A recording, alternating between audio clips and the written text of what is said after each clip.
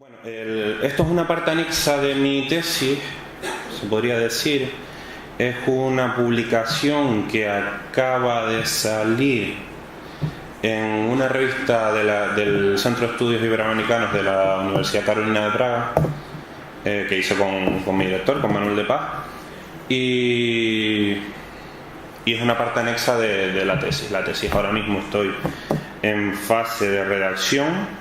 Llevo tiempo en fase de redacción, pero es de esas cosas que tengo la sensación de que cuanto más escribo, más me falta. Pero bueno, tengo previsto terminarla antes de finales de año, y lo que me da un poquito de miedo no es tanto el desarrollo de la tesis como luego el periodo posterior de gestiones por el tema de la mención internacional, traslados desde Praga, informantes, etcétera, etcétera, etcétera, y que todo lo que ya haya hecho hasta ahora esté bien, que eso siempre es una incógnita con la que jugamos.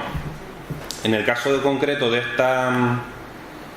este artículo, es un artículo comparativo, empiezo ahora, pongo el tiempo ahora, es un artículo comparativo que busca enfrentar o confrontar, mejor dicho, dos formas de entender el liderazgo político dentro del contexto de la Guerra Fría. Creo que hay que tener en cuenta un aspecto esencial. Yo en este artículo, o nosotros en este artículo, no intentamos dar una visión total de lo que es el proceso de transición en los dos modelos, en Venezuela y Cuba, sino el papel que juegan los liderazgos y cómo esos liderazgos canalizan ciertos procesos de cambio hacia un camino o hacia otro. Quiero ser bastante claro, sé que esto al fin y al cabo no es un congreso de especialistas, sino cada uno tiene su tema, entonces quiero ser lo más didáctico posible en el sentido de dejar claras una serie de ideas previas para saber en el contexto en el que estamos jugando. Estamos hablando de procesos de transición que se producen a finales de los 50 en Cuba y Venezuela. Venezuela era un país que estaba dominado políticamente por los militares, que estaba en medio de la dictadura de Marcos Pérez Jiménez, una dictadura que ya duraba personalista 6-7 años, pero junto a otros militares una serie de años más, en el que se reprimen las actividades de lucha opositora, pero que surgen dos partidos políticos, sobre todo uno, que es Acción Democrática, que es el que canaliza esa acción opositora, y en segundo lugar aparece el Partido Comunista. A una larga distancia también hay actores individuales, políticos que aparecen como opositores a ese régimen de Marcos Pérez Jiménez. El régimen de Pérez Jiménez, un régimen que cuenta con un desarrollo económico amplio, comienza su decadencia a partir del año 57. Es en el que, sobre todo a finales, en el que empieza a desmoronarse y se produce su caída el 23 de enero del año 58 por medio de un levantamiento cívico-militar. ¿Vale? En Cuba lo que encontramos es un proceso similar en cierto punto.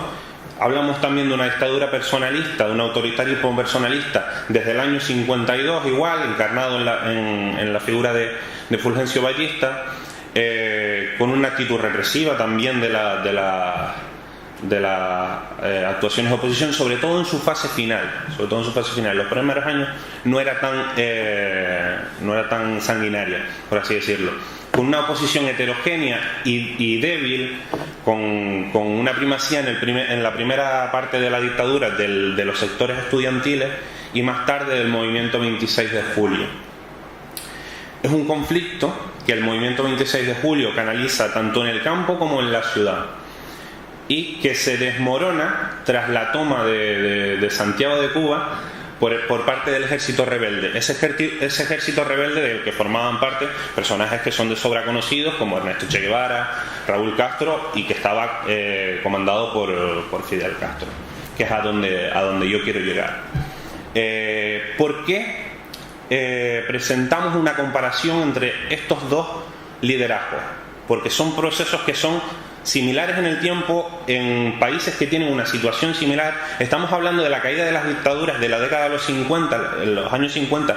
Fue un periodo de afianzamiento del autoritarismo en América Latina, y observamos dos biografías que podríamos decir que se cruzan. Mientras Wolfgang Larrazábal es un militar que por motivos del guión acaba formando parte de un equipo político, de un proyecto político, Fidel Castro es al revés. Fidel Castro en origen es un líder estudiantil, con lo de líder muy entre comillas, muy cercano al partido ortodoxo, nacionalista, que por la situación del contexto y por sus propias decisiones acaba en Sierra Maestra luchando de manera armada contra la dictadura de Fulgencio Batista. Uno de los elementos cruciales en este proceso que se entrecruza es que la revolución venezolana se produce 11 meses antes que el proceso de cambio venezolano se produce 11 meses antes que el cubano. ¿Y qué nos genera esto? Sinergias. ¿En qué sentido? Desde Venezuela se financia al movimiento 26 de julio, que es el movimiento liderado por Castro. Tanto por sectores ciudadanos, es decir, a través de colectas, de venta de rifas, de cenas benéficas en las que se envía dinero a Cuba, como por envío de armas. Venezuela es el único envío de armas definido al ejército rebelde durante la lucha en Sierra Maestra, es decir, por un país determinado, es decir, por una estructura estatal, en la que se envía un contingente de armamento y un fusil personal de Wolfgang Larrazábal a Fidel Castro. Es decir, hay un cierto vínculo entre este personaje y la revolución. Y no hay que olvidar que el documento más importante de la lucha rebelde cubana se firma en Caracas, que es el llamado Pacto de Caracas. El Pacto de Caracas lo que certifica es la primacía del ejército rebelde sobre todas las fuerzas opositoras cubanas, ¿vale? Es decir, estamos hablando de dos contextos en los que la relación es constante. ¿Qué tenemos? ¿Qué nos pasa en ese año 58? Que Wolfgang Larrazábal, una vez accede al poder el 23 de enero del 58, es el encargado de llevar el gobierno de transición. Es decir, cae la dictadura y este hombre, junto con los partidos políticos, los 4 partidos políticos existentes en Venezuela, que se forman los 2 preexistentes, Acción Democrática y el Partido Comunista, y 2 que se forman, que son COPEI y la URD, gestiona este proceso de transición, pero el poder efectivo es detentado por Wolfgang Larrazábal. Ese levantamiento cívico-militar está sustentado en una serie de confianzas, pero el ejército es quien sigue teniendo el poder. ¿Qué pasa? Wolfgang Larrazábal convoca elecciones para 9 meses. Es decir, nada más tomar el poder dice 9 meses va a haber elecciones, porque esto es solo un gobierno transicional. Y el pueblo va a ser quien le va a dar legitimidad a este proceso de cambio. Y se presenta esas elecciones. ¿Qué pasa? ¿Cuál es la vocación de Larrazábal? Que es a donde yo quiero llegar. Larrazábal es un personaje que su concepto de democracia, de poder para el pueblo, es el de la democracia deliberativa, el de la democracia liberal que conocemos. ¿Por qué se sostiene esto? Porque no solo produce un cambio rápido, sino que hace un gesto que, lejos de ser simbólico, personaliza el cambio que se produce en Venezuela en el año 58. Antes de presentarse a las elecciones, en las que recibe el apoyo de la URD y del Partido Comunista, le cede el poder a un civil. Él podría haber ido a las elecciones como presidente, es decir, y tener una cierta ventaja competitiva, pero 2 meses antes de empezar la campaña, le cede el poder. Es el símbolo de la entrega del poder de los militares a los civiles, del nacimiento de la República. Larrazábal, que era favorito en algunas encuestas, se encuentra con que pierde las elecciones. Es decir, pierde las elecciones, queda segundo y ven los porcentajes, gana Rómulo Betancourt, y su acceso al poder queda muy limitado. Luego les enseño la foto, ¿vale? ¿A dónde quiero llegar yo con esta comparación? Hay 2 formas de entender el poder en estos 2 personajes.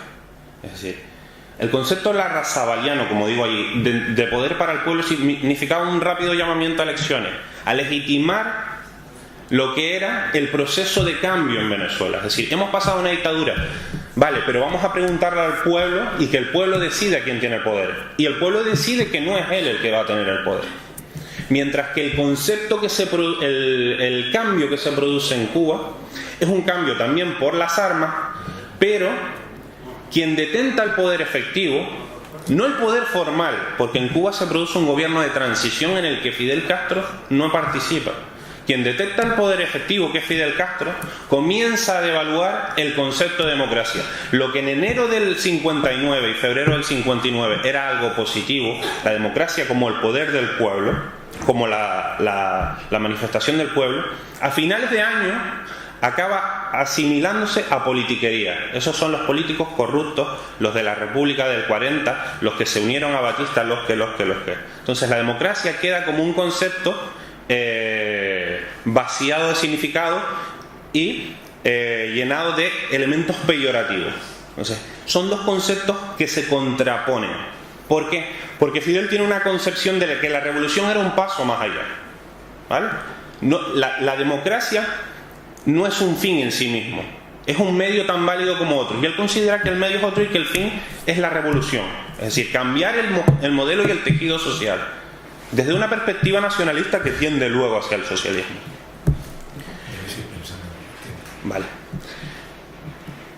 ¿Por qué nos interesa esto? Porque son dos liderazgos indiscutibles que van despojándose del poder o asumiéndolo de manera diametralmente opuesta. Tenemos un caso en alguien que tiene un poder formal y efectivo que lo va abandonando en función de lo que el pueblo va determinando en cada momento. Mientras que el otro tiene un poder efectivo que no formal, que cada vez se va conformando también en formal. Es decir, todo el poder acaba siendo ocupado por la figura de Castro y de los suyos. Y sobre todo, lo que más llama la atención del personaje de Larrazábal, lo que más me llama a mí la atención del personaje de Larrazábal, y con esto y las conclusiones termino, es que él se suicida políticamente varias veces, entre comillas. La más clara es una vez haber perdido las elecciones. En Venezuela se produjo una cosa en el año 58 que fue el famoso pacto de punto fijo, en el que 3 de los 4 partidos acuerdan que gane quien gane las elecciones se van a respetar. Así, quitando al Partido Comunista, se excluye al Partido Comunista. Y que el gobierno resultante va a ser una mezcla de los 3 partidos, va a tener personalidades de los 3 partidos. Es un gobierno de estabilidad, de concentración nacional, que podría decirse.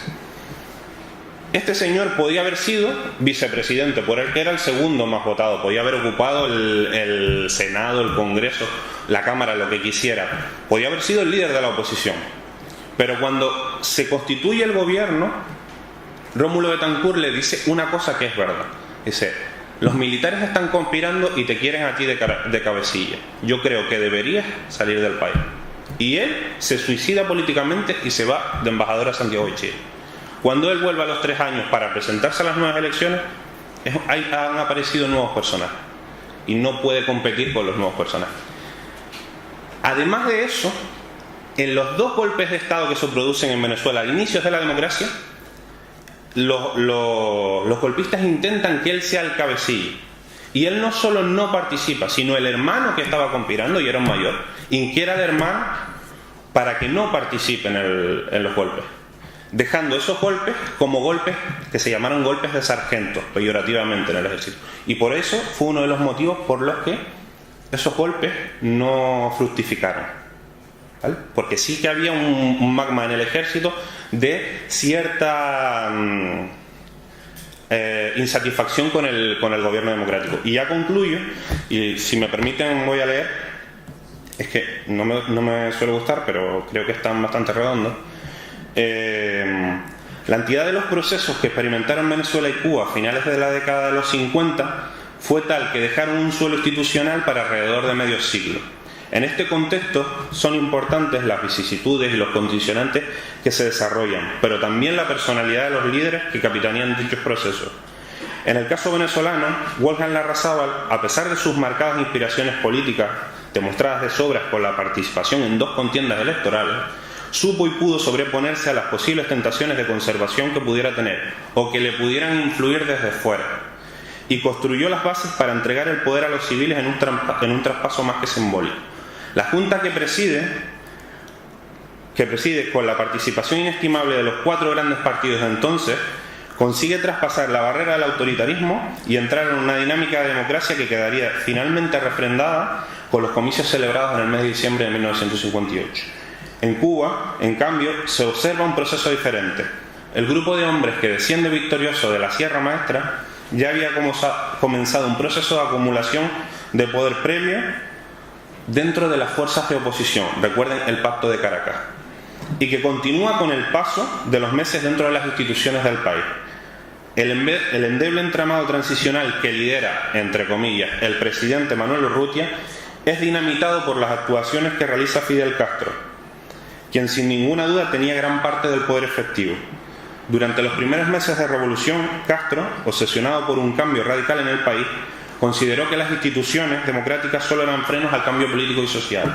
Para él había llegado el momento de la determinación, dejando atrás las discusiones políticas inherentes a la democracia deliberativa. En esa senda, el camino hacia una solución autoritaria era simplemente cuestión de tiempo. Si bien es cierto que los condicionantes de base cubanos no eran los mismos que los venezolanos, aunque no eran diametralmente opuestos, y que la situación externa con los Estados Unidos se fue enquistando, Castro y Cuba emprendieron el camino de la construcción del poder basada en el marxismo, pero también en el ideario nacionalista, el ejército y el culto a la revolución, y por ende a los principales protagonistas de esta. Una de las claves es determinar si en el ejército rebelde, en algún momento, tuvo en su mente construir un sistema de libertades democráticas. Aunque la sucesión de hechos parece indicar que no era así, es de recibo plantear que en pleno proceso de descolonización, acudir a los elementos anteriormente mencionados de culto a la liberación nacional y a sus héroes, incluso al socialismo, era un caramelo difícilmente rechazable para un país que había realizado esta hazaña. El futuro parecía pintar de rojo y verde en muchas partes del globo, pero el hecho de que caminar la difícil y endeble senda democrática no fuera la más apetecible no quiere decir que esto fuera imposible. Es ahí el ejemplo de Venezuela. Muchas gracias. Y si quieren ver las fotos, que yo estoy, son de 2 fotógrafos canarios, Justo Molina y Trino Garriga, y yo es que las descubrí hace poco y estoy enamorado de ellas. Bueno, yo te querría hacer alguna pregunta. La tesis ya, como planteas, la tienes muy encarrilada y estás en pleno proceso de redacción. Una pregunta es de carácter metodológico. ¿Qué fuentes utilizas? ¿Para esto o para la tesis? Para la tesis y para esto, las dos cosas. Para la tesis de todo tipo, desde fuentes de archivo, contamos con archivos de la General de la Administración Española, es una visión, pero bueno, archivos del Departamento de Estado de Estados Unidos, archivos de la CIA, archivos del Wilson Center. Recuérdame, la tesis de modo general, ¿cuál es el tema? La influencia de Cuba, 50 años de medio siglo de influencia cubana en Venezuela. Entonces tengo archivos de españoles, estadounidenses, el Wilson Center, otros elementos por el camino, bibliografía que haya estudiado archivos, como por ejemplo bibliografía checoslovaca. Luego tengo prensa, mucha prensa, algo de historia oral, un poco de entrevistas, documentación televisiva también para la última parte, un poco de todo. ¿Y archivos norteamericanos? Archivos norteamericanos tengo los del Departamento de Estado. Que ya están desclasificados. Que están desclasificados. La mayoría hasta la época de Reagan. Y luego hay algunas cosas de Bush padre. Siempre con momentos. ¿Y dónde publicas este artículo? Esto está publicado en Praga. ¿Ya está publicado? En teoría sí, me mandaron el PDF. Así que en teoría sí. En la Universidad Carolina de Praga. Sí. Yo veo que hay giras entre 4 cosas: liderazgo, transición, ejército, Guerra Fría, pero a mí me parece que la figura del general Larrazábal no es exactamente, porque no llega a consolidarse como un líder político, tal como lo has planteado. En 10 minutos no tengo tiempo para nada. Ya. Pero lo que se percibe de lo que has planteado es que no llega a consolidarse como tal líder político siendo militar, y que eso da pie a que la democracia se instaure en Venezuela, vamos a decirlo entre comillas, pero que se instaure la democracia en Venezuela y viva un periodo democrático muy importante, y que además incluso la democracia venezolana, no sé si ese aspecto lo estudias, va a ayudar a la oposición española a la dictadura franquista. Sí, sobre todo al Partido Socialista.